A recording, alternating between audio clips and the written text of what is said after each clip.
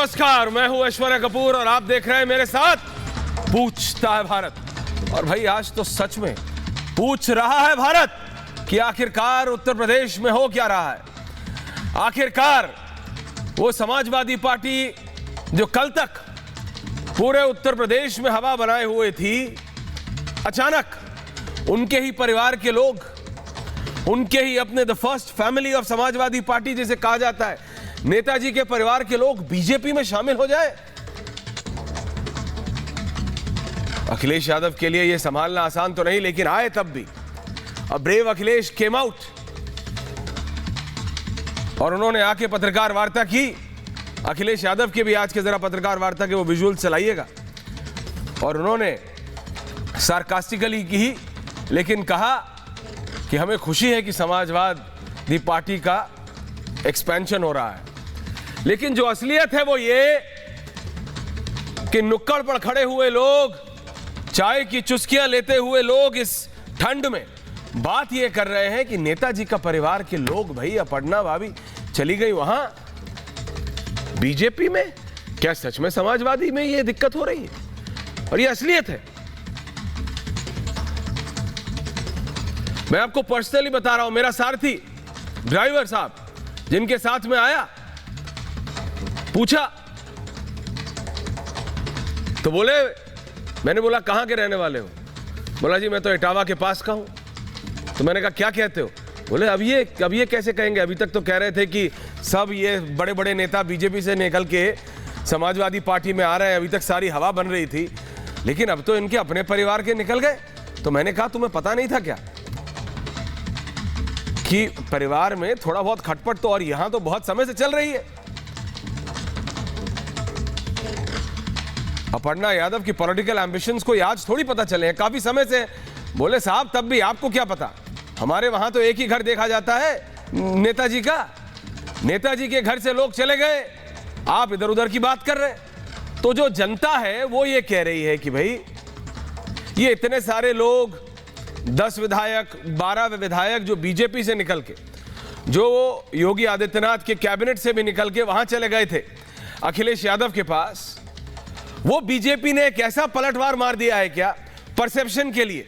क्योंकि ये बात क्लियर होनी चाहिए, बीजेपी को भी क्लियर है कि अपर्णा यादव के आने से ये नहीं है कि साहब 20 सीटें जीत जाएंगे आप। कोई मास लीडर, कोई बहुत बड़ा क्लाउड हो, कोई ऐसा नहीं है। परसेप्शन बैटल है। जैसे हवा बनाने की बात होती है, हवा बन रही है। क्योंकि किसी बात का, देखो जी 12 नेता आ गए, मंत्री आ रहे हैं छोड़ छोड़ के बीजेपी के, अखिलेश यादव को हवा बन रही है। बात करिए तो कह रहे हैं भैया हवा बना रहे हैं। तो उस हवा बनाने के चक्कर में जो उल्टी हवा बनी है अब, कि नेताजी के परिवार की खुद उनकी छोटी पुत्रवधू अपर्णा यादव बीजेपी में अधिकार। जब कल खबर आई तो 1 मिनट के लिए ब्रेक करने से पहले सोचना पड़ा कि सच में हो रहा है, क्योंकि यह बात साफ है कि अपर्णा और उनके जो पति हैं प्रतीक यादव, जो उनके छोटे बेटे हैं नेताजी के, उनको पॉलिटिकल एम्बिशन नहीं है प्रतीक को, लेकिन अपर्णा को है। और यह बात आज से नहीं, पिछले 7-8 साल से सबको मालूम है कि अपर्णा के पॉलिटिकल एम्बिशंस हैं। और आज जब उन्होंने हमारे एक नहीं 2 साथियों से बात की तो वो साफ था। और बीजेपी को भी पता है कि ऐसा नहीं है कि अपर्णा यादव, और अगर बीजेपी ये कहती है तो then I have two question कि भाई अपर्णा यादव की जो सोच है और जो उनके वो बिल्कुल बीजेपी वाले हैं, तो ऐसा तो नहीं है। लेकिन इट्स अ परसेप्शन बैटल। हवा बनाने की होड़ है साहब। नेताजी के घर में सेंध मार दी है आपने। और कहीं ना कहीं ये तो है कि अखिलेश यादव उसको रोक नहीं पाए हैं। भाई अपर्णा बीजेपी में आज आई है, 48 घंटे में उनकी शिवपाल यादव से भी बड़ी लंबी मीटिंग हुई है, और अपने घर में भी अखिलेश यादव ने क्या कहा कि नेताजी ने उन्हें मनाने की कोशिश की, लेकिन उन्होंने माना नहीं। देखिए अपना घर, आप कुछ भी करिए, अंदर कुछ भी होता रहे, लेकिन जब अपने ही घर के लोग चले जाएं, और ये एक चार्ट बनाया है हमारी टीम ने, जरा समझिए, मैं भी आपको बताता हूं, मैं भी पढ़ पढ़ के बता रहा हूं, क्योंकि इसमें गलती नहीं होनी चाहिए साहब। ये फैमिली चार्ट है नेताजी का सामने। 2 हैं परिवार, पहली मालती देवी, अखिलेश यादव उनके बेटे हैं, डिंपल यादव उनकी धर्मपत्नी है अखिलेश यादव की। मुलायम सिंह यादव नेताजी की दूसरी पत्नी साधना गुप्ता, उनके बेटे प्रतीक यादव, उनकी धर्मपत्नी है अपर्णा यादव। तो इस तरफ तो साफ है Akhilesh Yadav is leading Samajwadi party. Dimple Yadav सांसद है, एक्टिव है जैसा है, लेकिन यहां दूसरी तरफ ना साधना जी को आपने पॉलिटिक्स में देखा है और ना प्रतीक यादव। प्रतीक यादव ज्यादा पॉपुलर हुए थे जब वो एक बहुत चमचमाती हुई स्पोर्ट्स कार लैम्बोर्गिनी लखनऊ की सड़कों पे स्काई ब्लू कलर की उन्होंने उतार दी थी। आसपास बिल्कुल, अगर वो विजुअल्स हैं डायरेक्टर साहब तो जरा कोशिश कीजिएगा अपनी टीम से जरा निकलवाएं तो जरा दिखाएंगे हम भी दर्शकों को। तो प्रतीक को जिम बहुत जाते हैं और साहब स्पोर्ट्स गाड़ियों का शौक है। उनकी धर्मपत्नी है साधना गुप्ता, उनकी धर्मपत्नी है अपर्णा गुप्ता। साधना गुप्ता नेताजी की दूसरी धर्मपत्नी है, उनके बेटे हैं प्रतीक यादव यानी अखिलेश यादव के छोटे भाई। और फिर इसीलिए ना हमने साधना जी को कभी पॉलिटिक्स में देखा है, प्रतीक को आपने नहीं देखा पॉलिटिक्स में, वो नहीं आते। उनसे पूछा भी गया कई बार पत्रकारों ने, उन्होंने कहा I am happy with my cars and my gym. लेकिन अपर्णा गुप्ता जो है, अपर्णा यादव, ये जो अपर्णा यादव है, डायरेक्टर साहब आपने सब इंफॉर्मेशन इधर उधर लिखा, जरा देख के। ये जो अपर्णा यादव है, अपर्णा यादव को पॉलिटिक्स का शौक आज से नहीं पड़ा। कोई ये कहे अगर बीजेपी के राकेश त्रिपाठी जुड़ेंगे, सांसद जुड़ रहे हैं कन्नौज से, जहां से एक समय में डिंपल यादव सांसद होती थी, सुब्रत पाठक जुड़ेंगे, डॉक्टर विशाल मिश्रा, प्रीति पांडे सब जुड़ेंगे, तो ये एक परसेप्शन, ये मैं आपको दर्शकों इसलिए बता रहा था। और वो फैमिली ट्री एक बार जरा दोबारा जरा चला दीजिए डायरेक्टर साहब, क्योंकि ये जरूरी है दर्शकों को समझाना कि अपर्णा यादव कौन है और क्यों बीजेपी इतना बड़ा इसको एक हवा बना रही है कि देखो हमने नेताजी के घर में सेंध मार दी। और अखिलेश यादव को बाहर आके उस दिन भी, जिस दिन वो नहीं चाहते होंगे पत्रकार वार्ता करना, उस दिन भी आके उन्हें बोलना पड़ा कि देखो नेताजी ने समझाने की कोशिश की, उन्होंने नहीं मानी। उनके छोटे भाई की धर्मपत्नी है अपर्णा यादव।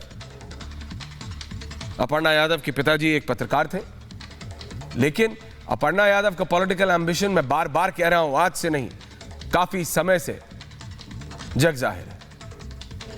तो क्या अपर्णा यादव के आने से भारतीय जनता पार्टी यह दावा कर सकती है कि वो 20 सीट एक्स्ट्रा ले जाएगी, जैसे हमने कहा था? क्या समाजवादी पार्टी स्वामी प्रसाद मौर्य के आने से यह दावा कर सकती है कि वो 20 सीट ज्यादा ले जाएगी? लेकिन कंपैरिजन नहीं है, मैं दोबारा बता रहा हूं। स्वामी प्रसाद मौर्य जड़ के नेता थे, उसको ना बीएसपी मना कर सकती है जहां वो 10 साल रहे, ना बीजेपी जहां वो 5 साल रहे, और ना सपा जहां वो अब गए हैं। 12 विधायक कुल बीजेपी के सपा में गए हैं, लेकिन उन सब 12 की हवा निकालने के लिए, 12 की 12 की हवा निकालने के लिए क्या एक अपर्णा यादव काफी है? क्योंकि आजकल कोविड चल रहा है, मैं ज्यादा लोगों से मिला नहीं, मैं तो बता रहा हूं सिर्फ जो मेरे गाड़ी में जो सारथी थे वो निकले साहब कन्नौज के आसपास के, इटावा के आसपास के, उनसे मुझे भावनाओं से मिला कि साहब अब तो हो गया काम, घर की बहू चली गई बीजेपी, ऐसे कैसे चलेगा? तो ये जो हवा की बात मैं कर रहा था, ये हवा बनाने के लिए हो रहा है। लेकिन क्या सचमुच ग्राउंड पे जब वोट पड़ेगा उसका असर दिखेगा या नहीं? यही है आज पूछता है भारत का विषय। और मैं इंट्रोड्यूस कर रहा हूं राकेश त्रिपाठी, वरिष्ठ नेता है, प्रवक्ता है भारतीय जनता पार्टी के, लखनऊ से जुड़ रहे हैं। विशाल मिश्रा है, प्रीति पांडे हैं, तारिक अहमद लारी साहब हैं, समाजवादी पार्टी के नेता, बहुजन समाज पार्टी के धर्मवीर चौधरी हैं, ऋषि मिश्रा है मेरे साथ, आम आदमी पार्टी की रीना गुप्ता जी हैं। रीना जी थैंक यू फॉर ज्वाइनिंग, बहुत दिनों बाद आप आ रही हैं मैम हिंदी वाले डिबेट पे। आदिल हसन है, नेशनल यूथ प्रेसिडेंट है AIMIM के। आदिल साहब बिल्कुल, तो सुब्रत पाठक जुड़ेंगे, तब तक मैं सबसे पहले चाहता हूं बीजेपी रहे। सुब्रत जी भी जुड़ गए, तो सुब्रत जी को रखते हैं। राकेश जी आ रहा हूं आपके पास, उधर तारिक जी को, धर्मवीर चौधरी और रीना गुप्ता। सुब्रत पाठक जी, हवा तो बना दी आपने, काउंटर हवा तो बना दी आपने, नेताजी के घर में सेंध मार के अपर्णा यादव जी को आपने भारतीय जनता पार्टी में जोड़ लिया, हवा तो बना दी, लेकिन ग्राउंड पे तो थोड़ी कोई फर्क पड़ता है, इलेक्शन थोड़ी जिता देंगे अपर्णा यादव आपको। देखो, किसी के जोड़ने से, किसी के न जोड़ने से इसका ग्राउंड पर नहीं है। देखो, सबसे बड़ी बात है कि एक तो उस घर में, जिस घर में कहा जाता है कि जिन्होंने राम भक्तों की हत्या कराई, जिन्होंने अयोध्या में लाठीचार्ज कराई, जो सदैव राम के विरोधी रहे, उस घर में यदि इस प्रकार से सुसंस्कारी एक महिला है और जो स्वतः अपने भाव से भारतीय जनता पार्टी की तरफ आई है, तो निश्चित रूप से एक ऐसे लोगों का, ऐसे विचारों का हम स्वागत करते हैं। कुल मिलाकर अब ये जिस प्रकार से आपने देखा कि कभी कुछ दिन पहले तक समाजवादी पार्टी के राष्ट्रीय अध्यक्ष जी के सपनों में भगवान कृष्ण आ रहे हैं, तो निश्चित रूप से मुझे लगता है कि ये ऊपर वाले का किसी प्रकार का ये आशीर्वाद है कि उनके घर में इस प्रकार की सद्बुद्धि आ रही है और ये भारतीय जनता पार्टी में आ रहे हैं।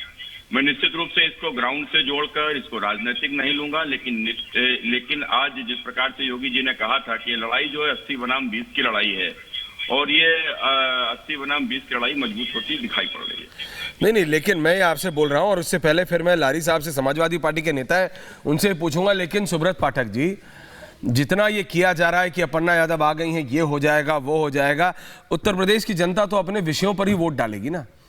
उत्तर प्रदेश, अखिलेश यादव आए, अखिलेश यादव ने आज आके पत्रकार वार्ता की, कहा नेताजी ने समझाने की कोशिश की, नहीं मान रही हैं, जाने दीजिए, चली गई। तो इससे इलेक्शन पे हवा के अलावा कोई फर्क पड़ता है, चाहे वो स्वामी प्रसाद मौर्य जैसे 11 नेता हो या फिर अपर्णा यादव हो? देखिए, बस यही असली बात है ऐश्वर्या जी, कि जिस प्रकार से स्वामी प्रसाद के भारतीय जनता पार्टी से चले जाने के बाद में, और उसके बाद में जिस प्रकार से बड़ी बड़ी बातें स्वामी प्रसाद जी के द्वारा की गई कि हम भारतीय जनता पार्टी को नेस्तनाबूद कर देंगे, नाम लेने वाला नहीं बचेगा, तो कुल मिला के बाद में उनकी पोल जिस प्रकार से बहन कुमारी मायावती जी ने खोली है, तो मैं समझता हूं कि इस प्रकार से बड़ी बड़ी बातें जिस प्रकार से टीवी पर कही गई थी, तो इससे लोगों को समझना चाहिए किसी के जाने से आने से कोई फर्क नहीं पड़ता है। लड़ाई विचारधारा की लड़ाई है, और उत्तर प्रदेश में जो लड़ाई है ना, ये 2 प्रकार की मानसिकता की लड़ाई है। एक तो यह राष्ट्रवादी मानसिकता, जिस प्रकार से हम लोग सब भारतीय जनता पार्टी के साथ में हैं, जो कहीं ना कहीं देश को मजबूत बनाना चाहते हैं, देश के भविष्य को सुरक्षित करना चाहते हैं, और दूसरी प्रकार इस प्रकार के स्वार्थी लोग हैं जो किस प्रकार से हमने इनके स्वार्थ को उत्तर प्रदेश में फलीभूत होते हुए देखा है। हम सब ने देखा कि जब इनको सत्ता मिली थी तो ये हज हाउस बनाते थे, आज जब सत्ता नहीं है तो इनके जो सपने में भगवान कृष्ण आ रहे हैं। तो कुल मिलाकर इनका कुल मूल चरित्र है, जो कल तक टोपी लगाते थे, आज कोई टोपी वाला भी बगल में खड़ा हो जाए तो उनको डर लगने लगता है।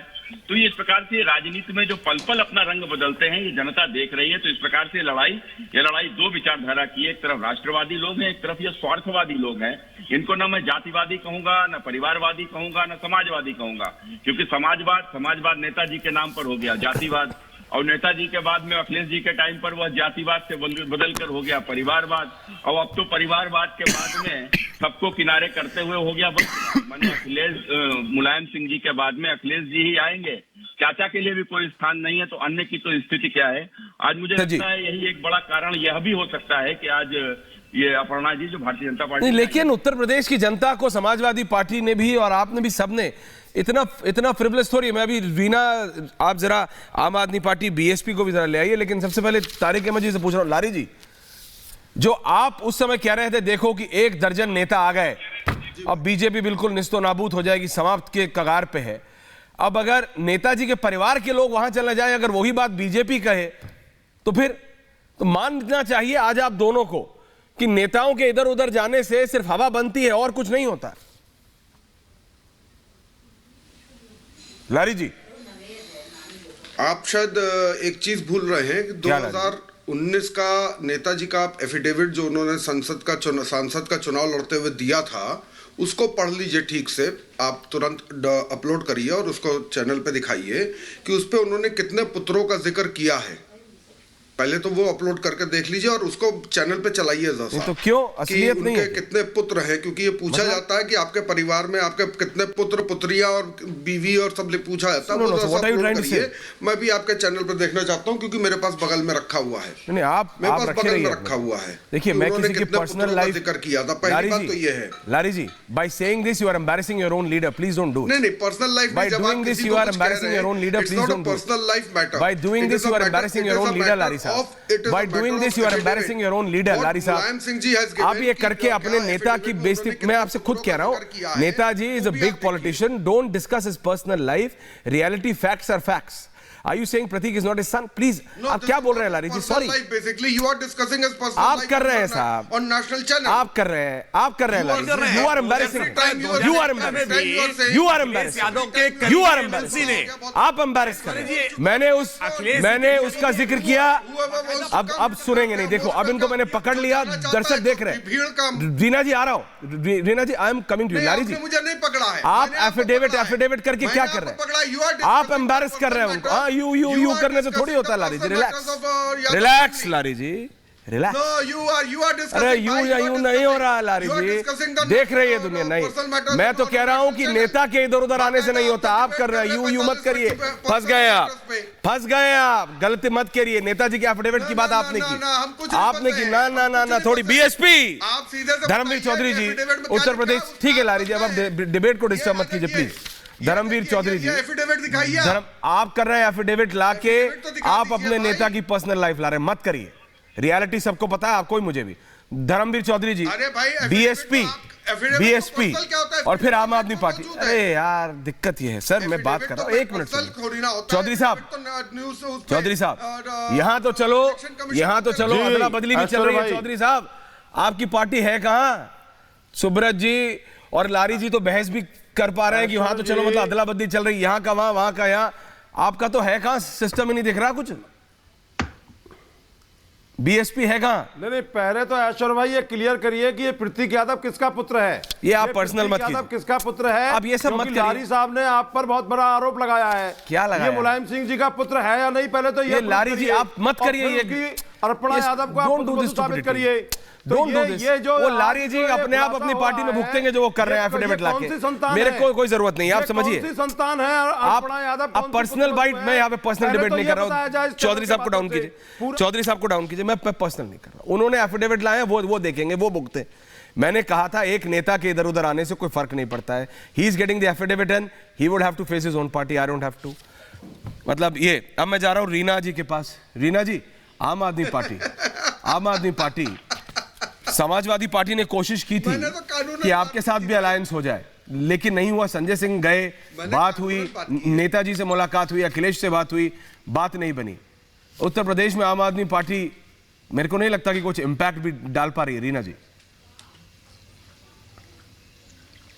ऐश्वर्या जी, पहली बात तो ये कि ये चाहे कांग्रेस हो, चाहे भारतीय जनता पार्टी हो, समाजवादी पार्टी हो, इनकी कोई आइडियोलॉजी नहीं है। एक नेता इस पार्टी से उस पार्टी में जाता है, उस पार्टी से उस पार्टी में जाता है, कभी यहां से रिसाइकिल होते हैं। जो भारतीय जनता पार्टी ज्वाइन करते हैं वो उनकी पूरी वॉशिंग मशीन में धुलाई हो जाती है, फिर उनके पुराने केसेस वेसेस सब खत्म हो जाते हैं। तो देखिए, 70 साल से यही राजनीति चल रही है। मैं खुद उत्तर प्रदेश से हूं और मुझे इतना दुख होता है अभी भी उत्तर प्रदेश की हालत देख के कि 5 साल एक पार्टी खाती है, 5 साल दूसरी पार्टी खाती है। आज की तारीख में आप देखिए, भारतीय जनता पार्टी के 30 से 35% जो नेता हैं वो रिसाइकिल होकर कांग्रेस या किसी और पार्टी में से आए हैं। पहले हम बहुत सुनते थे कि दामाद जी के बारे में बहुत बातें होती थी कि दामाद जी ने फलाना घोटाला किया, दामाद जी ने फलाना घोटाला किया। अब 7 साल से मोदी जी की सरकार हो रही है, वो एक दामाद जी के खिलाफ तो केस ला के अभी तक दिखा नहीं पाए। तो लौट फेर के क्या होता है कि जनता ही सिर्फ इसमें लूज करती है और ये नेता दिन पे दिन अमीर होते जाते हैं। तो आम आदमी पार्टी जो है इस तरह की राजनीति में बिल्कुल विश्वास ही नहीं रखती है। हम एक साफ स्वच्छ राजनीति में विश्वास रखते हैं और वो ही दिल्ली में हमने करके दिखाया है कि पिछले 7 साल में अगर एक ईमानदार सरकार होती है तो किस तरह एक आम आदमी, आम औरत की आप जिंदगी बदल सकते हैं। चाहे स्कूल का सवाल हो, चाहे अस्पताल का सवाल हो, हमने सब कुछ करके दिखाया। और ये उत्तर प्रदेश में क्या हो रहा है हम देख रहे हैं, इतने सालों से वही राजनीति चल रही है। स्कूल की हालत देख लीजिए आप, आज की तारीख में स्कूल में ना टॉयलेट है, कभी छत गिर रही है, कभी कुछ वहां पे बैठने के लिए बेंच नहीं है बच्चों के पास। अस्पताल में आप देखिए मवेशी घूम रहे हैं, वहां डॉक्टर की बजाय वहां मवेशी घूम रहे हैं। तो क्या फायदा होता है जनता को? जनता सोचती है कि चलो इस बार इसको वोट देखते हैं, शायद हमारी कुछ जिंदगी बदलेगी, उसको वोट देते हैं, शायद कुछ जिंदगी बदलेगी। कुछ होता तो है नहीं चेंज। हमने देख लिया कोरोना के टाइम में भी क्या हुआ, गंगा मैया में सिर्फ लाशें ही लाशें तैर रही थी। उसके बाद आप चाहे भले ही आप फुल पेज की ऐड निकालिए कि हमने फलाना किया, हमने धमाका किया, लेकिन जनता के सामने जनता को पता है कि कुछ भी नहीं बदला। 70 साल में कुछ भी नहीं बदला। सिर्फ 5 साल मैं खाता हूं, 5 साल तुम खाओ, यही राजनीति चल रही है। तो आम आदमी पार्टी की जो हमारी राजनीति है, सबसे बिल्कुल अलग राजनीति है। ये एकदम जो एकदम लेकिन अलग के चक्कर में कहीं आप अलग थलग तो नहीं पड़ गई हैं? टाइम लगेगा। रीना जी, राकेश जी आ रहा हूं, राकेश जी आ रहा हूं, त्रिपाठी जी आ रहा हूं, Tripathi ji I am coming to you, Tripathi ji I am coming to you जी, त्रिपाठी जी आ रहा हूं, त्रिपाठी जी आ रहा हूं, आप बोलिएगा। लेकिन सही राजनीति करने के लिए चाहे हमें टाइम लगे, चाहे हमारी कम सीट आए, लेकिन हमने ये ठाना है कि हम किसी के साथ कोई गठबंधन नहीं करेंगे। हम अपने एकदम बढ़िया शानदार ईमानदार उम्मीदवार उतारेंगे। जनता ने दिल्ली में हमारा काम देखा है, दिल्ली में केजरीवाल मॉडल देखा है जनता ने। जनता हमारे काम से खुश है तो हमें वोट मिलेंगे, नहीं खुश है तो भले ही 5 साल और लगे। सारे प्रयास किए हैं, कौन कौन सा कर्म नहीं किया गोवा में राकेश जी को बोलने गठबंधन करने के लिए? कोई प्रयास नहीं आकर के झूठ बताएंगे। कौन बोल रहा है? कौन बोल रहा है? नहीं देखिए, आम आदमी राकेश त्रिपाठी है भैया, प्रवक्ता है बीजेपी नहीं है। सुब्रत जी आ रहा हूं। पार्टी के नेता आरोप लगाते हैं और यू टर्न मार करके तुरंत वापस जाते हैं। नहीं, आम आदमी पार्टी के नेताओं ने एक बार नहीं दर्जन बार प्रीति पांडे, नादिल हसन, मुकदमा जैसे दाखिल होगा वैसे ही माफी मांग लेंगे। कागजों का पुलिंदा तो शीला दीक्षित के खिलाफ आप दिखा रहे थे ना, क्या हुआ केजरीवाल जी के पास से? वो कागजों का पुलिंदा कहीं आराम से आराम से आराम से आंधी में उड़ गया। सच्चाई ये है कि लारी जी रिलैक्स, आरोप लगाते हैं केवल। आप पहले एसपी में जवाब दे दीजिए एफिडेविट उठाने के लिए। आरोप लगा करके बोलते थे दामाद जी को जेल पहुंचाएंगे। बिल्कुल एफिडेविट उठाने के लिए मैं कानूनी बात करता हूँ, मैं कानूनी बात करता हूँ, कानूनी बात आप लोग कर रहे हैं। दामाद जी ईडी के सामने हाजिरी लगा रहे हैं, दामाद जी के खिलाफ कार्रवाई भी हो रही है, ईडी के सामने वो हाजिरी भी लगा रहे हैं। आप दामाद जी की चिंता मत करिए, आप आम आदमी पार्टी की चिंता करिए। आम आदमी पार्टी के नेताओं ने क्या किया उत्तर प्रदेश के श्रमिकों के साथ जब कोरोना की पहली लहर आई, किस प्रकार से उत्तर प्रदेश के नौजवान श्रमिकों सुब्रत जी आ रहा हूं, आपने दिल्ली से भगाने का काम किया। उत्तर प्रदेश के मुख्यमंत्री योगी आदित्यनाथ जी ने 11,000 बसें लगा करके उन श्रमिकों को घर पहुंचाया था। आपने उत्तर प्रदेश के नौजवानों के साथ क्या अन्याय किया है, ये उत्तर प्रदेश के नौजवान जानते हैं। उसने खा लिया।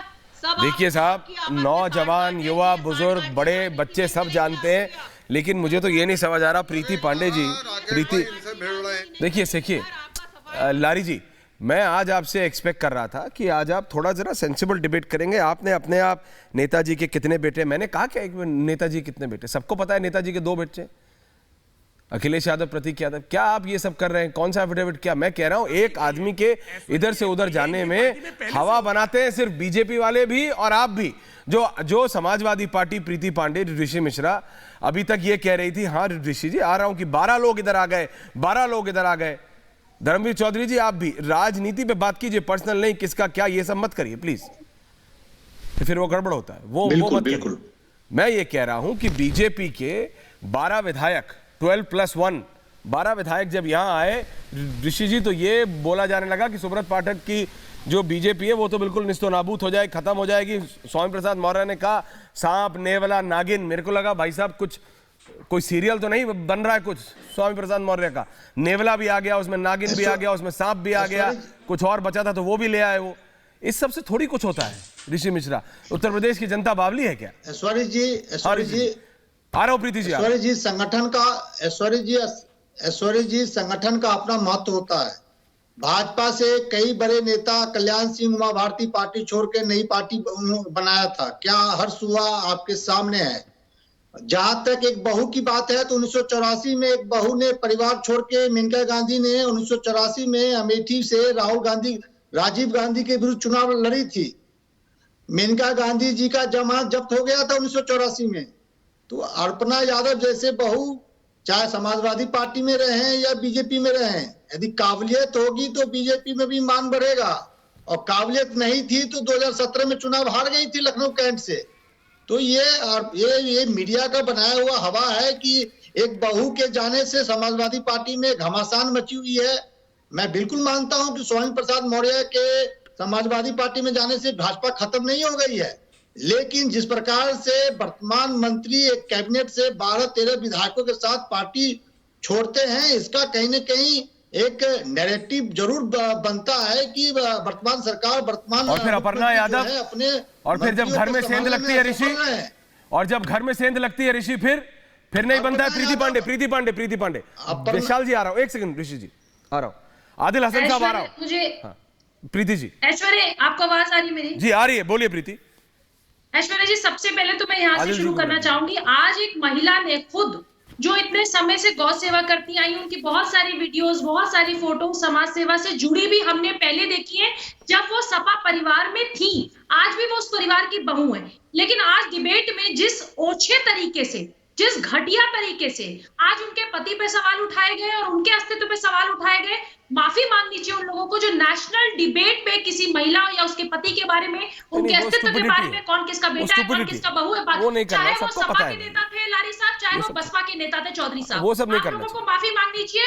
आप लोगों को लड़ाई अगर लड़नी है, अपर्णा यादव गई, अच्छा हुआ, बुरा हुआ, भाजपा के लिए अच्छा हुआ, सपा के लिए नुकसान हुआ, अगर आप में हिम्मत है जी, आशा देवी, उनके पास और परिवार में बात मत करिए। वो जो मैन टू मैन फाइट कहते हैं ना, उस तरीके से बात करिए। अरे मैडम, आप अपनी बात कहिए ना कि अपर्णा यादव कितने लोगों को लेकर आई।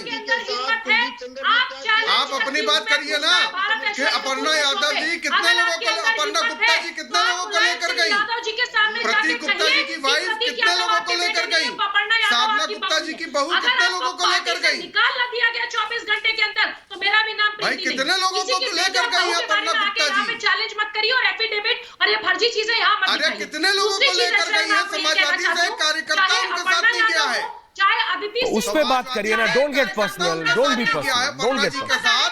और आप कह रही हैं अपर्णा जी के भाई बेइज्जती कर रहे हैं। अरे उन्होंने खुद दिखा दिया कि उनके साथ एक कार्यकर्ता समाजवादी का नहीं किया है।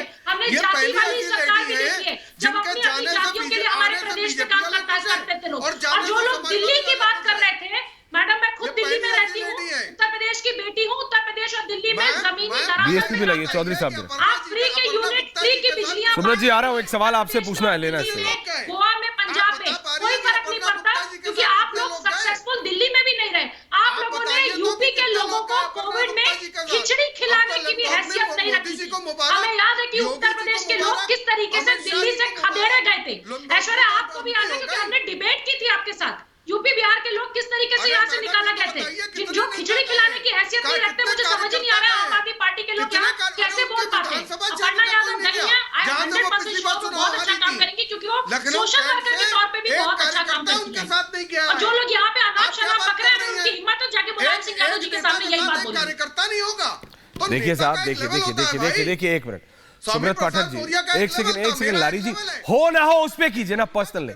सुब्रत पाठक जी, 50 लोग छोड़ेंगे जी। सांसद महोदय, मैं ये पर्सनल बिल्कुल मैं इसके खिलाफ हूं।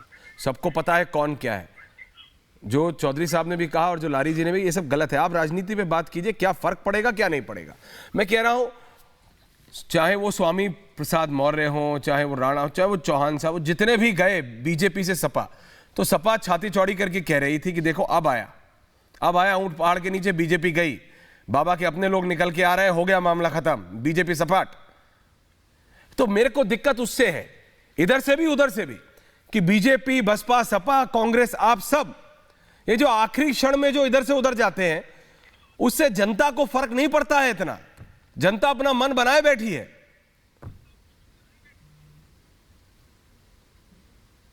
सुब्रत जी, देखिए ऐश्वर्या जी, आपकी बात से मैं पूरी तरीके से सहमत हूं। इनसे सबसे कोई फर्क नहीं पड़ता कौन किधर आ रहा है, कौन किधर जा रहा है, कुल मिलाकर। लेकिन जिस प्रकार से स्वामी प्रसाद जी के जाने के बाद में कि उनके साथ में तो इतने लोग चले गए, अच्छा कौन उनके साथ चले गए थे?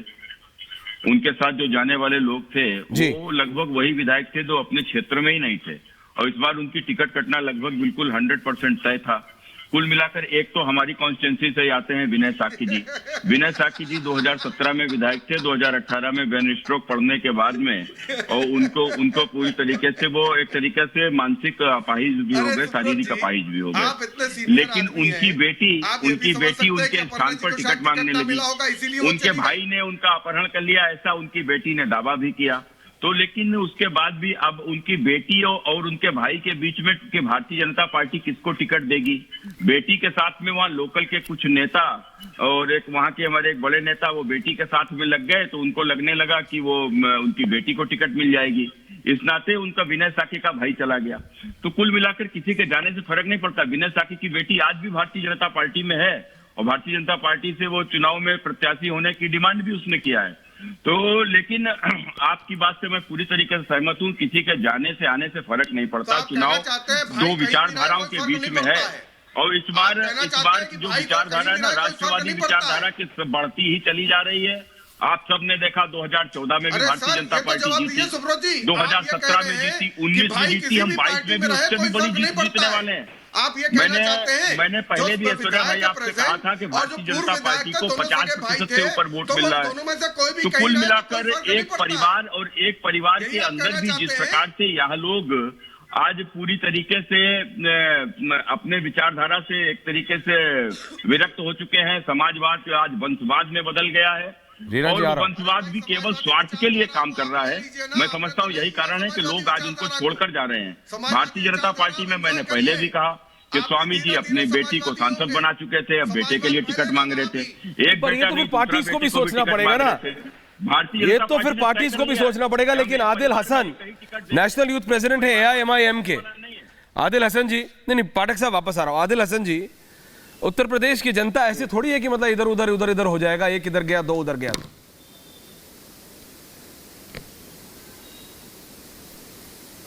हसन साहब, उत्तर प्रदेश की आवाम सही फैसला लेगी और भाजपा को हराएगी, ये आप देख लीजिएगा। अखिलेश जी को भी सपना जो आ रहा है वो भी पता चल जाएगा कि हकीकत क्या है, और भाजपा को भी पता चल जाएगा। कौन कहां जाता है इससे फर्क नहीं है। हम मजबूती से चुनाव MIM लड़ रही है और हम तैयारी भी किए हैं, और आपने देखा है कि लगातार बैरिस्टर असदुद्दीन ओवैसी साहब उत्तर प्रदेश की सरजमी और पूरे उत्तर प्रदेश की टीम काम कर रही थी। तो कौन कहां जाता है इसका तो निर्णय जनता लेगी, लेकिन ये जनता जरूर याद रखेगी कि गंगा में लाशें बही है, कोविड का इनका जो कंट्रोल था, मिसमैनेजमेंट था, रोजगार नहीं मिले हैं। इन्होंने 70 लाख रोजगार की बात की थी, 33 लाख रोजगार नहीं होने का वादा इनके मंत्री ने विधानसभा के पटल में कहा। आपने देखा है कि उत्तर महंगाई क्या है, पेट्रोल का हालत क्या है, चाइना कहां तक आ गया है, ये आवाम सब जानती है। इनका ऑस्ट्रेलिया के सांसद तक ने सराहने का काम किया है, आवाम सब जानती है। देश के बाहर भी योगी आदित्यनाथ जी के कोविड राकेश जी, मैं आपके बीच में नहीं बोल रहा था, बीच में प्रवचन मत दीजिए। त्रिपाठी जी आप कह रहे हैं उत्तर प्रदेश को कोविड पर ही चुनाव लड़ लीजिए। आवाम जो है कोविड में मुख्यमंत्री योगी आदित्यनाथ जी स्वयं संक्रमित होने के बावजूद जिलों में जाकर के उन्होंने लोगों का उत्साहवर्धन करने का काम किया, याद दिलाने का काम किया कि योगी है तो यकीन रखिए आप हम मिलकर के इस लड़ाई लड़ेंगे इस महामारी से। वरना भाजपा ही वैक्सीन बता करके एयरपोर्ट बना रहे थे, इन्होंने चाइना का एयरपोर्ट का फोटो दिखला दिया। यही भाजपा की सरकार कर रहे थे। चाइना का एयरपोर्ट का क्यों फोटो दिखला रहे थे? एक महामारी थी, लोगों की जान जाने की स्थिति थी। आपको राजनीति विशाल मिश्रा जी, विशाल जी आप तो प्रोफेसर भी हैं दिल्ली यूनिवर्सिटी में, पॉलिटिकल एनालिस्ट। विशाल जी, परसेप्शन बैटल की अगर बात होती है परसेप्शन की, तो परसेप्शन से कितना % वोट्स हुए मतलब हो जाता है सर? परसेप्शन में अगर बीजेपी बोले कि हमारे 11-12 विधायक मंत्री जिनको हम टिकट नहीं दे रहे थे उनको तुम ले गए समाजवादियों, तो हमने तुम्हारा परसेप्शन का बिल्कुल जो काउंटर किया है और जो महा काउंटर किया है कि तुम्हारे ही घर में सेंध मार ली, तो उससे कितना % वोट्स हुए हो जाता है? विशाल जी, होता भी है कि नहीं? आफ्टर दिस ऐश्वर्या जी, ये इस बात पर निर्भर करता है कि कौन किन परिस्थितियों में किस पार्टी में आ रहा है और किन परिस्थितियों में किस पार्टी से जा रहा है। जहां तक भारतीय जनता पार्टी से समाजवादी पार्टी में जाने की बात है, तो ये बात उत्तर प्रदेश की जनता समझ रही है कि कहीं ना कहीं उनकी जो अपनी आकांक्षाएं थी, हो सकता है टिकट की मांग को लेकर या अन्य बातों को लेकर वो पार्टी छोड़कर गए हों। हाँ। जब तक 4.5 साल तक सरकार में थे, मंत्री के पद पर थे, कुछ करने की स्थिति में थे, मंत्रालय मिला हुआ था, तब आप जनता के लिए कुछ नहीं कर सकने की बात करते हैं। और जब आप पार्टी छोड़ रहे होते हैं तब आप कहते हैं हमको काम नहीं करने दिया गया। उसके बाद तो ये तो जनता समझती है ना कि जब आप सिटिंग थे, जब आप चेयर पर थे, तब आपको किसने रोका था जनता के हित के लिए काम करने से? और वेलफेयर स्टेट का मतलब क्या होता है? तो ये तो बात रही समाजवादी पार्टी में जाने वालों की जो भारतीय जनता पार्टी से गए थे। लेकिन जहां तक आज जिस मुद्दे पर आप चर्चा कर रहे हैं, तो उसमें एक बात बहुत स्पष्ट है कि देखिए, प्रेस कॉन्फ्रेंस हुई, उसमें यह बात कही गई कि उन्होंने कहा कि मैं आदरणीय प्रधानमंत्री जी के विकास की योजनाओं से जो राष्ट्र हित में चलाई जा रही है उससे बहुत प्रभावित हूं, और मेरे लिए राष्ट्र हित सर्वप्रथम है। इसका मतलब भारतीय जनता पार्टी राष्ट्र हित के मद्देनजर काम करती है।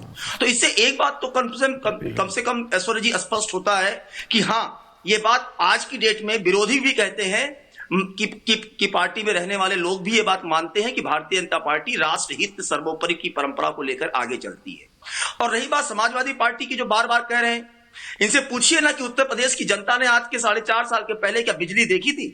2-4 गांव में ऐश्वर्या जी बिजली आती थी। हम लोग उत्तर प्रदेश के रहने वाले हैं, पढ़ाई किया है, सवेरे से लेकर शाम तक मान के चलते थे कि लाइट नहीं आनी है। वो इन्वर्टर का कंसेप्ट अभी इंट्रोड्यूस हुआ था।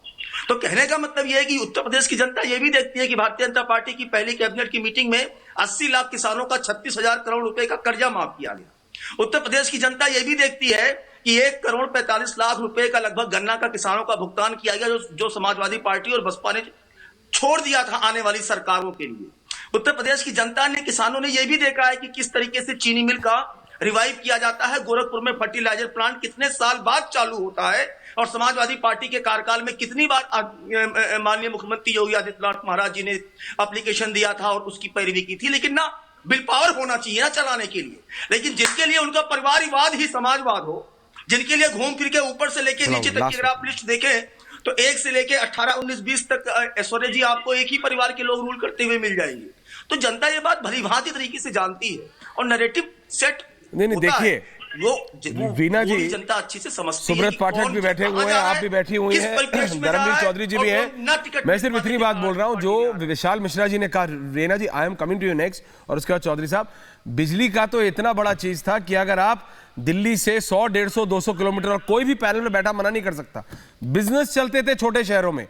एक बड़ा आदमी जो होता था, जो रईस होता था गांव में, कस्बों में, वो एक जनरेटर लगा लेता था, 4-4, 5-5, और जैसे बिजली वाले बिजली की तार चलाते हैं ना, वैसे उसके घर से पूरे कस्बे में जनरेटर की लाइट जाती थी और महीने का वो पैसा लेता था। जनरेटर का ही बिजनेस था, क्योंकि लाइट तो आनी नहीं है, तो तय माना जाता था कि 12-14 घंटे, 16 घंटे तो लाइट आनी नहीं है।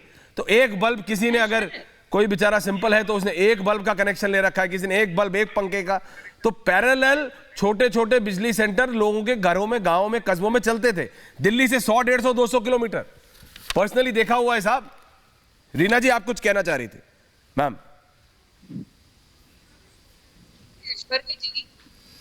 बड़े आएगी, डबल इंजन की सरकार ये करेगी, वो करेगी। आप देखिए नतीजा क्या निकला। आज की तारीख में चाहे आप गृहिणी से बात कर लीजिए उत्तर प्रदेश में, चाहे आप किसान से बात कर लीजिए, चाहे युवा से बात कर लीजिए, युवा बुरी तरह परेशान है। किसी के पास नौकरी नहीं है, सारा युवा सड़क पर उतरा हुआ है। गृहिणी की इतनी बुरी हालत है, गैस सिलेंडर भरवाने के पैसे नहीं है उसके पास। किसानों की जितनी बुरी हालत है वो तो हमने देख लिया।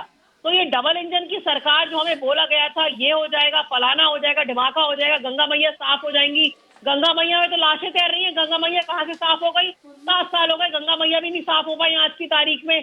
तो उत्तर प्रदेश के लोगों ने देख लिया है कि डबल इंजन की सरकार में कुछ नहीं हुआ। यूपी कितने दिनों से नहीं आई? की राजनीति, एक बार आकर के देखिए, सड़कों के नए जाम हैं, भटकना जाइएगा। प्रीति जी, आफ्टर दिस प्रदेश की झंडा, राकेश जी बोल रहे हैं, राकेश जी बोल रहे हैं। किसी ने कुछ नहीं करना है। 70 साल बाद अगर उधर गाँव में बिजली आ भी जाए तो कौन सी बड़ी बात है? आपको पता है, एक एक करके राकेश जी उनको बोलने दीजिए, फिर आप बोलिएगा। त्रिपाठी जी, उनके बोलने के बाद प्लीज बोलिए। त्रिपाठी जी, उनके बोलने के बाद प्लीज। Thank you. फायदा नहीं होता, मुझे बोलने का मौका दीजिए। उत्तर प्रदेश में सबसे महंगी बिजली है। आप देखिए दिल्ली में हमने 200 यूनिट चौधरी साहब आ रहा हूं। 70% लोगों का दिल्ली में 0 बिल आता है। आप उत्तर प्रदेश में जाके देखिए, गाजियाबाद में देखिए, 5-5 हजार रुपए महीने का बिल आ रहा है लोगों का। अगर आपने बिजली मुहैया करा भी दी थी, 2 करोड़ की आबादी दिल्ली की, आधे से ज्यादा लोग जो हैं उनके पास 27,000 लोगों की मौतें हुई है कोविड में। 27,000 लोगों की मौतें हुई कोविड में। यमुना का क्या हल किया आपने? आज गंगा की आपको सुधार रही है, यमुना का क्या हल किया है? जो यमुना यूपी में बहती है और वही यमुना जाकर के दिल्ली में देखिए जाकर के क्या दशा हो जाती है। गरीबी की रेखा के नीचे है। ना तो राशन मिल रहा है, ना वहाँ पानी मिल रहा है, ना वहाँ गैस सिलेंडर मिल रहा है। उज्ज्वला स्कीम भी आपकी फेल हो गई। डबल इंजन की सरकार ने क्या करके दिखा दिया बताइए आप? और जो कोरोना काल में बुरी हालत हुई, ऑक्सीजन की वजह से जितनी मौतें हुई, उसका राकेश जी जवाब दे रहे हैं, राकेश जी जवाब दे रहे हैं, फिर आ रहा हूं चौधरी साहब। आज उत्तर प्रदेश में राकेश जी जवाब दे रहे हैं, ऋषि जी आ रहा हूं। उत्तर प्रदेश में आज 24 घंटे बिजली है, ये सच है। उत्तर प्रदेश के बाहर के लोग जो उत्तर प्रदेश के बाहर रहते हैं, वो शायद इस सच्चाई को जब कहेंगे तो शायद समझ ना पाएंगे कि दिन की बिजली और रात की बिजली क्या होती है। जब दिन में बिजली आती थी तो रात में नहीं आती थी, रात में आती थी तो दिन में नहीं आती थी। आज उत्तर प्रदेश में 18 से 20 घंटे ग्रामीण क्षेत्र में और 22 घंटे कस्बाई क्षेत्र में और 24 घंटे आज शहरी क्षेत्र में हमने बिजली सुनिश्चित करने का काम किया है। ट्रांसफार्मर फूक जाता था तो 300-300 रुपए 200-200 रुपए चंदा लगाए जाते थे और 2 महीने में जाकर के ट्रांसफार्मर बदलता था। आज उत्तर प्रदेश में ग्रामीण क्षेत्र में 48 घंटे में और शहरी क्षेत्र में 24 घंटे में ट्रांसफार्मर बदल जाता है। हम केवल बिजली के मुद्दे पर उत्तर प्रदेश में कहें तो जैसा काम हमने किया है पिछले 70 वर्षों में उत्तर प्रदेश में वैसा काम नहीं हुआ था। 43 लाख कनेक्शन दिए थे समाजवादी पार्टी ने अपने 5 वर्ष में और 1,61,00,000 बिजली कनेक्शन दिए हैं हमने 5 वर्ष के सरकार के कार्यकाल में। उत्तर प्रदेश में आज सड़कों के मसले पर हो, बिजली के मसले पर हो, पानी के मसले पर हो, पूरी देश याद जानता है कि बुंदेलखंड में प्यासे बुंदेलखंड को पानी पहुंचाने के लिए केंद्र की सरकार के टैंकर जाते थे और राज्य सरकार और केंद्र सरकार में टकराव होता था। झांसी के टैंकर सबको याद है। आज हमने बुंदेलखंड में 48 वर्ष से पुरानी बाणसागर परियोजना उसको पूरा करने का काम किया है। 42 वर्षों से पुरानी परियोजना थी सरयू नहर परियोजना, उसको हमने पूरा करने का काम किया है। आज उत्तर प्रदेश में 30 साल से ज्यादा समय से 50,000 से ज्यादा बच्चे जापानी सेफेलाइटिस से मर जाते थे। हमने आज उत्तर प्रदेश में दिमागी बुखार का अंत करने का काम किया है। जो काम वर्षों से अटके थे, दशकों से अटके थे, उनको हमने पूरा करने का काम किया है। और माफियाओं पर जो हमने कार्रवाई की है ना, उत्तर प्रदेश की जनता जानती है। गाजियाबाद में जो एनसीआर का ही हिस्सा है केवल, आप गाजीपुर और आजमगढ़ की बात तो छोड़ ही दीजिए। मैं तो केवल कह रहा हूं गाजियाबाद और नोएडा उसके आसपास, रीना जी शायद आप वहीं रहती होंगी, आसपास में देख लीजिए क्या हालात थे, माफियाओं का कैसा आतंक होता था। शाम के बाद बाहर निकलना कितना खतरे से खाली नहीं होता था। हमने माफियाओं की जो पैरेलल साम्राज्य चल रहा था उसको ध्वस्त करने का काम किया है। और उत्तर प्रदेश में 1900 करोड़ की संपत्ति पर योगी आदित्यनाथ जी का बुलडोजर चला है और ये बुलडोजर आज भरोसा बनाता है लोगों में भरोसा बनता है। आगे बढ़ रहा हूं, मैं कह रहा हूं धर्मवीर चौधरी जी है जो माफिया से कार्रवाई करना जानती है। अरे सुब्रत पाठक जी आ गए क्या? खीरा वीरा खत्म हो गया? सुब्रत पाठक जी आ गए? पाठक जी, ये धर्मवीर चौधरी जी बहुत नाराज है आपसे। धर्मवीर चौधरी और लारी साहब बहुत नाराज है। ये लोग यहाँ डिबेट कर रहे हैं, आप वहां खीरा और गाजर खा रहे हैं? आप वहां खीरा और गाजर खा रहे हैं? अरे खाने दीजिए भाई, भूखे होंगे। साहब ये खेल चल रहा है। शुगर पेशेंट नहीं, ऐसे नहीं चलेगा। लेकिन चौधरी साहब और लारी जी, प्रीति जी कमिंग नहीं, ऑन एयर चल रहा है सर, वो कोई सुन। लेकिन मैं जरा चाहता हूं लारी जी, जो आपने कहा था ना, अखिलेश यादव की बाइट सुनिएगा, समाजवादी पार्टी के राष्ट्रीय अध्यक्ष की बाइट सुनिएगा लारी जी, और फिर आऊंगा आप दोनों के पास। जरा चलाइए वो बाइट, चलाइए जरा अखिलेश यादव की। सबसे पहले तो मैं बधाई दूंगा और शुभकामनाएं, और साथ ही साथ हमें खुशी इस बात की है कि समाजवादी विचारधारा का विस्तार हो रहा है। समाजवादी विचारधारा का विस्तार जो हो रहा है, मुझे उम्मीद है कि हमारी विचारधारा वहां भी पहुंच करके और संविधान और लोकतंत्र को बचाने का काम होगा। आपको लगता है नेताजी का आशीर्वाद होगा इस कदम के पीछे? नेताजी ने बहुत कोशिश की समझाने की, नेताजी ने बहुत कोशिश की समझाने की। लारी साहब, धर्मवीर जी, लारी साहब, there are things which are embarrassing. कई बार होता है, ठीक है, but still you have to take it with a brave face, don't go down that line. मैं ये कहना चाहता हूं चौधरी साहब, आपने उनकी बात आपने पूरी सुनी। आप समझिए, वो सबका है, वो तो नेता है भाई, नेता वो पब्लिक लाइफ में रहते हैं। लारी जी, नेता की लाइफ, आप बोल रहे हैं कौन है कौन नहीं, ऐसा मत कीजिए। Don't hit below the belt Lari ji, don't hit below the belt, don't hit below the belt Lari ji, don't hit below the belt. अपने चाहे अपने छोड़ जाए तब भी don't hit below the belt, चाहे अपने छोड़ जाए don't hit below the belt. जनता देख रही है Lari ji, don't hit below the belt Lari ji, don't hit below the belt. मैं आपके लिए कह रहा हूं, अब आप डिबेट को डिरेल करेंगे तो मेरे को दिक्कत होगी। धर्मवीर चौधरी जी, बीएसपी इस सब में कहा, लारी जी प्लीज अब डिबेट को मत डिरेल कीजिए। लारी जी डिबेट को मत डिरेल कीजिए। धर्मवीर चौधरी जी, बीएसपी है कहां? सवाल यही है सबसे बड़ा, बीएसपी है कहां? चौधरी साहब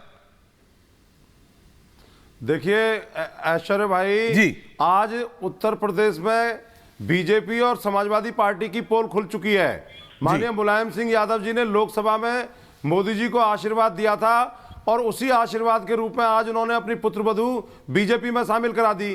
तो यह साबित हो गया कि ये बीजेपी और समाजवादी पार्टी दोनों आपस में मिली हुई है और बहुजन समाज पार्टी दोनों पार्टियों से पूरे प्रदेश में लड़ रही है। इन्होंने जो गठबंधन ठगबंधन किया है, इनका लोकदल से गठबंधन भी टूट चुका है। एक एक सीट पर दोनों पार्टियों के, लोकदल के और समाजवादी पार्टी के प्रत्याशी लड़ रहे हैं। तो उत्तर प्रदेश में बहुजन समाज पार्टी 2007 की तरह अपने इतिहास को दोहराएगी और उत्तर प्रदेश में आदरणीय बहन कुमारी मायावती जी पूर्ण बहुमत के साथ ग्राउंड पे है नहीं। इसमें सरकार बनाएगी। चौधरी साहब डिबेट में बोलना अच्छा लगता है। देखिए बहन जी जैसी नेत्री, बहन जी जैसी स्ट्रॉन्ग नेत्री, अगर प्रीति जी मैं कह रहा हूं आप किसी पार्टी का सपोर्ट करें ना करें क्या हो ना हो, लेकिन चौधरी साहब बीएसपी एक स्ट्रॉन्ग प्लेयर थी, लेकिन पता नहीं क्या हो गया, ग्राउंड पे नहीं आ रहे। नहीं आपके बोलने अभी इस वन वे कम्युनिकेशन रखेंगे। प्रीति जी आ रहा हूं। जब चौधरी साहब ये बात कहते हैं कि सपा और भाजपा के अंदर कुछ खिचड़ी पक रही है, तो मैं इनको याद दिला दूं कि बुआ और बबुआ का ही गठबंधन उत्तर प्रदेश में हुआ था भाई साहब। आप कैसी बात कर रहे हैं? जरा जवाब दीजिए इनको, जवाब दीजिए जरा इनको। बबुआ के बीच खिचड़ी पक रही थी। हाँ तो हुआ था तो क्या हो गया, हमने तो बीजेपी के साथ भी बनाई थी सरकार। धर्मवीर चौधरी और जो है ये दलितों के वंचितों के हित के लिए अगर समय समय पर निर्णय लेने पड़ते हैं तो लेने चाहिए सत्ता की प्राप्ति के लिए। ये जो आज 2000 साल की जाति व्यवस्था समतामूलक समाज की स्थापना के लिए, बाबा साहब के सपनों को साकार करने के लिए मान्यवर साहब काशीराम जी कहते थे, वो कहते थे कि हमें अगर सत्ता प्राप्ति के लिए, दलितों के हितों के लिए अगर राक्षसों से भी समझौता करना पड़े तो हम करेंगे। तो ये समाजवादी पार्टी और बीजेपी ये राक्षस रूपी रावण को ये जनता बहुजन समाज ऋषि मिश्रा उधर विशाल मिश्रा वर्सेस मिश्रा। सुब्रत पाठक जी आ रहा हूँ, 1 मिनट में आ रहा हूँ। उसके मेरे पास जो खबर है, सॉरी जी बताइए खबर है क्या है आपके पास? है कि मेरे पास जो खबर है बसपा और बीजेपी के बीच इनडायरेक्ट रूप से गठबंधन हो चुका है। इसीलिए कपड़ा आपने नीला पहना है, पर्दा आपका लाल है। चुनाव पूरे ऋषि जी इसीलिए पर्दा आपका लाल है और कपड़ा आपका नीला है। बोलने तो नहीं आपने सब आप ही ने सब दिखा दिया है। बिल्कुल है, बिल्कुल सिंबल आप ही बने हुए हैं दोनों के एक साथ। मेरे पास पुख्ता खबर है कि बीएसपी और बीजेपी के बीच इनडायरेक्ट रूप से गठबंधन हो गया है। यदि बीजेपी सत्ता में आती है तो बीएसपी की उसमें भागीदारी होगी। और क्या बात कर सुब्रत पाठक जी को लाइए। होने जा रहे हैं यही कारण है कि बसपा पूरे ताकत से चुनावी मैदान में नहीं है। और सुब्रत जी ठीक कह रहे हैं क्या? इस बार बीजेपी को शिफ्ट कराने जा रहे हैं। सांसद महोदय ठीक कह रहे हैं क्या? कुल मिलाकर इनका अपना क्या कथन है वो ये जानते हैं। देखो सीधी सी बात है, जो इनकी स्थिति है वही समाजवादी पार्टी। अच्छा ठीक है ऋषि जी बोलने दीजिए। और अब ऋषि बोलने दीजिए उनको। हाँ एक आधार है, दोनों लोगों ने एक एक जाति को ही पकड़कर राजनीति की शुरुआत की। समाजवादी पार्टी का टाइम था तो उनकी सरकार आई तो उन्होंने एक ही जात के लेखपाल भर दिए, एक ही जात की पुलिस में भर्ती, एक ही जात को गुंडागर्दी, एक ही जात को ठेकेदारी। वही हाल बसपा में आया तो एक ही जात के उनसे घिरे हुए लोग थे, उन्हीं का विकास दोनों ने मिलकर किया है। अब बात आई मुसलमान की, तो जिस प्रकार से इन लोगों ने मुसलमान को भयभीत करके कि समाज में भारतीय जनता पार्टी ये कर देगी वो कर देगी, और तमाम प्रकार से चापलूसी तुष्टीकरण की राजनीति करके कि हम आपको आरक्षण दे देंगे, हम आपको गुंडागर्दी में छूट देंगे, समाजवादी पार्टी के हम अपने आतंकवादियों के मुकदमे वापस ले लेंगे, तो तुष्टीकरण की राजनीति करके अब वो इस पलड़े बैठ जाता है तो ये भारी, वो उस पलड़े बैठ जाता है तो वो भारी, वो किसके साथ में हो जाता है वो भारी, वो बटे ना तो दोनों ने आपस में गठबंधन भी करके देख लिया। तो कुल मिलाकर देखो ये चुनाव उत्तर प्रदेश के विकास का चुनाव है। उत्तर प्रदेश में भारतीय जनता पार्टी की सरकार आने से पहले केवल परिवार के लगे हुए नाते रिश्तेदार और चेले चमचों का ही विकास होता था, लेकिन भारतीय जनता पार्टी की सरकार में आम आदमी का विकास हुआ है। आज पहली बार देश के प्रधानमंत्री माननीय नरेंद्र मोदी जी की योजना जो गांव में दिखाई पड़ रही है, न इससे पहले कोई प्रधानमंत्री की योजना गांव में दिखती थी क्या? उत्तर प्रदेश के मुख्यमंत्री केवल रोजा अवतार के लिए ही उत्तर प्रदेश के अपना मुख्यमंत्री आवास में दिखाई पड़ते थे, लेकिन जनता के लिए नहीं दिखाई पड़ते थे। आज वहां के ऊपर गरीबों की आवाजें। देखिए सुब्रत जी बहुत बहुत धन्यवाद। मैं सिर्फ इतना कह रहा हूँ, आदिल हसन जी को मैं एक बार चाहता हूँ आखिरी में, और दीना गुप्ता जी। हसन साहब आपके हिसाब से AIMIM खाता खोल पाएगी उत्तर प्रदेश में? लास्ट 10 सेकंड्स आदिल साहब। एकदम उत्तर प्रदेश की आवाम इंशाल्लाह MIM को जिताएगी, जैसे हमने बिहार में कामयाबी हासिल की, जैसे महाराष्ट्र में कामयाबी हासिल की, जैसे हैदराबाद आज मॉडल है देश के लिए, उसी तरह उत्तर प्रदेश की आवाम पे भरोसा है। क्योंकि बैरिस्टर असदुद्दीन ओवैसी ने हमेशा आवाज उठाई। बैरिस्टर साहब ने कमाल कर रखा है। इनके बैरिस्टर साहब तो 5 मुख्यमंत्री बताएंगे। रीना जी बैरिस्टर साहब तो 5 बनाने चल रहे हैं। भरोसा आवाम जरूर। रीना जी आज की डिबेट से सारी की सारी पार्टियां जो हैं मौका परस्त राजनीति करती हैं। ये किस पार्टी को छोड़ के उस पार्टी में चले गए, उस पार्टी को छोड़ के उसमें चले गए, हमने शुरू से कहा है ऐश्वर्या जी, हम राजनीति करने नहीं, राजनीति बदलने आए हैं। और उत्तर प्रदेश की जनता राजनीति करने नहीं, राजनीति बदलने आए हैं। रीना जी, लास्ट में समय कम था, वो आपके टैगलाइन से मैं समाप्त कर रहा हूं। लेकिन लारी साहब, जो आपने कहा था ना, एक वो तस्वीर छोड़े जा रहा हूं, जरा देख लीजिएगा। एक वो तस्वीर है, ये है प्रतीक यादव। अगर आपको नहीं पता हो तो देख लीजिए। मैं कह रहा था ना, जिनको जिम और गाड़ी का शौक है, तो ये सब मत किया कीजिए एफिडेविट ला के। इन्हीं की धर्मपत्नी है अपर्णा यादव। बहुत बहुत धन्यवाद आप सबका। पूछता है भारत में बहुत बहुत धन्यवाद सुब्रत पाठक जी, राकेश जी, बहुत बहुत धन्यवाद आप सबका।